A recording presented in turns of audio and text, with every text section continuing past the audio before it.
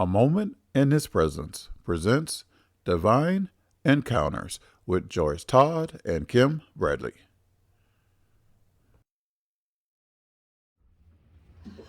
Welcome back to A Moment in His Presence. Can you believe that we are at the end of November? And today we're going to talk about Zacchaeus.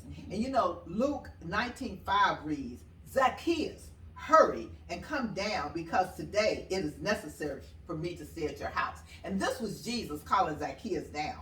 When Zacchaeus wanted to meet Jesus, he had two very real obstacles he had to overcome: the crowd and his stature, because you know he was a little bitty man, you know, and the same crowd of people that was excited about seeing Jesus as he was. So he had to let go of some of his dignity and go a little higher than the crowd. The word says that he ran ahead of the crowds, climbed up in a tree just to get a glimpse of Jesus. He wanted to see Jesus, and wasn't nothing gonna stop him. Okay, and that brings me to some little research that I did since he ran to Jesus.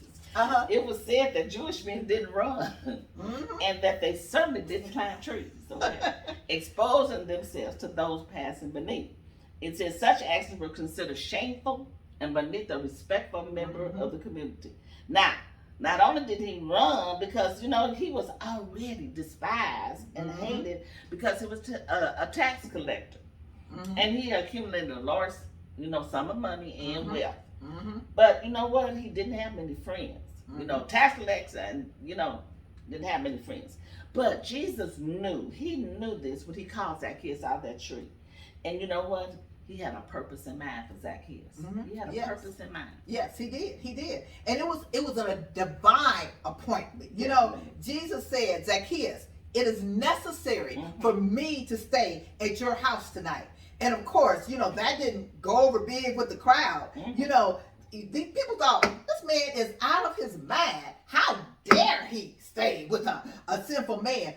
But because for real, but that's, they looked at Zacchaeus as tax collectors were worse, the worst kind of sinner, but that's the way it was for Jesus. He came to reach the unreachable, to save the unsavable. And Zacchaeus was a perfect example of no matter how far gone people think you are, you're never too far gone for Jesus. That's right. And Zacchaeus' heart was prepared beforehand, and our hearts really can get prepared before Jesus tells us to come.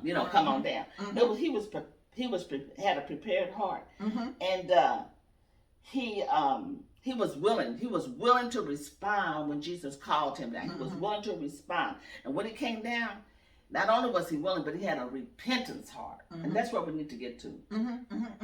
Joyce, so repentant that he not only laid down his dignity, but he immediately responded to Jesus. And the word says that he gave half of his possessions to the poor, and he said willingly gave back 4 times to those that he had extorted from.